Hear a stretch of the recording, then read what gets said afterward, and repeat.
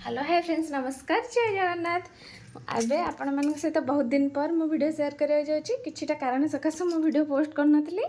चलंतु देखिबा आज होची मंगलवार बाहर होची वर्षा मंगलवार स्पेशल आज लंच रे कौन बनैची।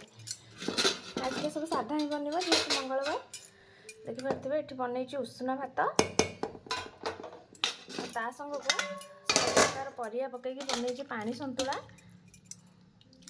वर्षा पागे गरम गरम भात सहित संतुला खाइबार मजा है किसी ता सहित मुझे बनई मसूर डालीर बरा जो मानक ये रेसिपीटा दरकार मत कमेंट रे कहले मुझे सहित शेयर करदेवी।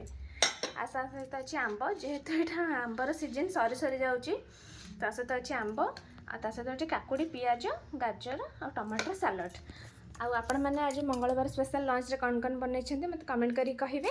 जदि आज वीडियो भल लगे ताले निहाती लाइक शेयर सब्सक्राइब करेंगे। जो मैंने फेसबुक इंस्टा देखुं फॉलो करेंगे।